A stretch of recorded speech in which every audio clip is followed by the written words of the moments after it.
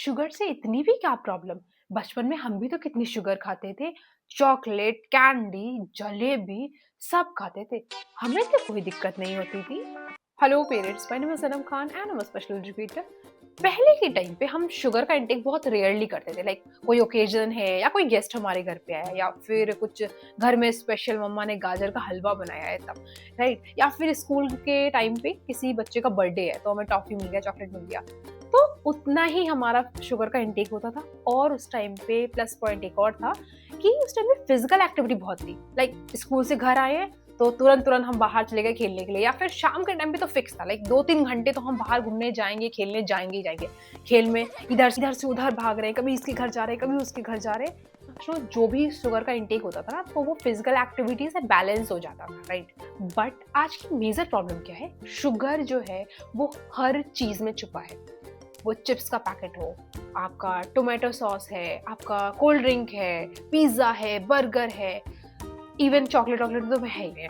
हम मीठा खा रहे हैं तब तो हम शुगर कंज्यूम कर ही रहे हैं, लेकिन हम अगर नॉर्मल चिप्स खा रहे हैं, आपका पिज्जा बर्गर है, इन सब में भी शुगर है, राइट? तो अननोइंगली हम शुगर का डेली कंजप्शन कर रहे हैं और अपने बच्चों को भी दे रहे हैं, राइट? सो इन सब चीजों से बच्चे के अंदर शुगर का इंटेक बढ़ रहा है। फिर हम सोचेंगे हमने बच्चे को शुगर तो दिया ही नहीं, वो हाइपर एक्टिविटी क्यों कर रहा है? आपने पिज्जा खिलाया है इसलिए कर रहा है। तो अभी हो क्या रहा है, जो कंजप्शन पूरा शुगर का हम 1 महीने में कर रहे थे, इन सब चीजों की वजह से हम एक दिन में उतना बच्चे को कंज्यूम करा दे रहे हैं शुगर। तो अब हम देखते हैं इस वीडियो का मेन टॉपिक कि शुगर से प्रॉब्लम कहाँ हो रही है बच्चों में। लाइक बच्चे के अंदर क्या इम्पैक्ट पड़ रहा है इतने सी शुगर का। तो सबसे पहली प्रॉब्लम ये होती है कि जैसे ही बच्चे में शुगर का इंटेक होता है, बॉडी के अंदर ब्लड में ग्लूकोज का लेवल बढ़ जाता है, राइट? तो इससे क्या होता है, इंस्टेंट एनर्जी मिल जाती है। It's like giving a fuel to the child's mind, right? तो जैसे ही शुगर इंटेक हुआ, चाइल्ड में एकदम फ्यूल मिल गया, एकदम हाइपर एक्टिविटी, इंपल्सिविटी बढ़ गई, राइट?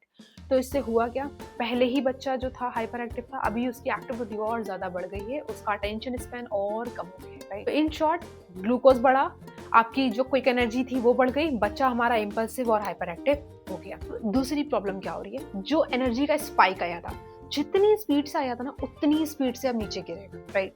तो अभी क्या था, एनर्जी ग्लूकोज आपका बढ़ा था, हाइपर एक्टिविटी सब चीजें बढ़ गई थी। अब जैसे ही ग्लूकोज का लेवल कम हो रहा है, हाइपर एक्टिविटी तो कम होगी, लेकिन बच्चा साथ में इरिटेबल हो जाएगा, आपको टैंट्रम शो करना स्टार्ट कर देगा उसी टाइम पे, ठीक है? तो आप देखो शुगर की वजह से क्या क्या चीजें, सारे निगेटिव बिहेवियर आ रहे हैं बच्चे में। टैंट्रम शो कर रहा है, आपका इरिटेबल हो रहा है, हाइपर एक्टिविटी दिखा रहा है, अटेंशन स्पैन कम हो गया, सारे निगेटिव चीजें हो रही है बस शुगर की वजह से। अब तीसरी मेजर प्रॉब्लम क्या आ रही है, गट इशू पे आ रही है।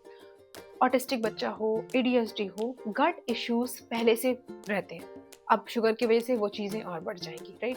शुगर से हो क्या रहा है, शुगर फीड्स बैड बैक्टीरिया।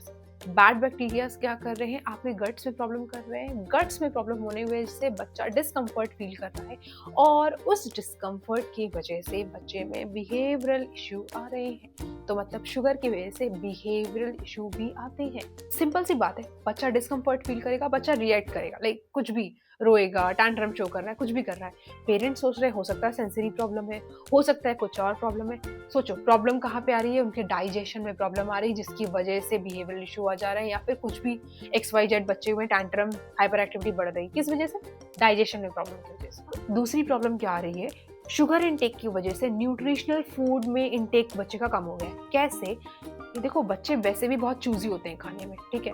तो अभी अगर आप उनको कुछ भी मीठा या फिर कुछ शुगरी फूड अगर आप खिला दे रहे हो, तो उसकी वजह से क्या होगा कि वो वेजिटेबल प्रोटीन वाले फूड को क्या कर देंगे, पुश अवे कर देंगे। तो जिसकी वजह से जिसमें इनको न्यूट्रिशन मिलना था वो नहीं मिल पाया, इसलिए क्या मिल गया, मीठा चीज मिल गई। तो अब सोल्यूशन क्या है, हम शुगर का इंटेक का बिल्कुल बंद कर दें, बच्चे को शुगर दे ही ना जिंदगी भर? नहीं, 2 साल तक आप ट्राई करो कि लाइक शुगर का इंटेक बच्चे में ना हो पाए, बिल्कुल अगर हो भी पा रहा है तो बहुत मिनिमल अमाउंट में, right?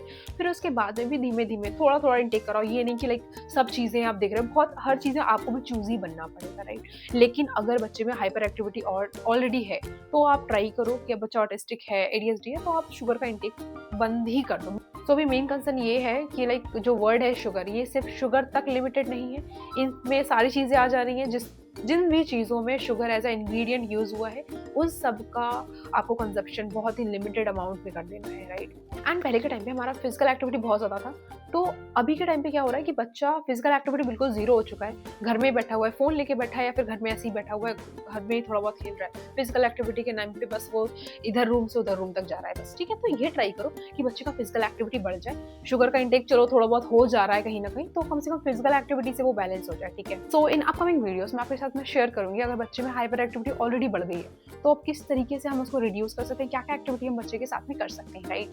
So stay connected, and if you like this piece of information, please like and subscribe to my channel. Bye bye.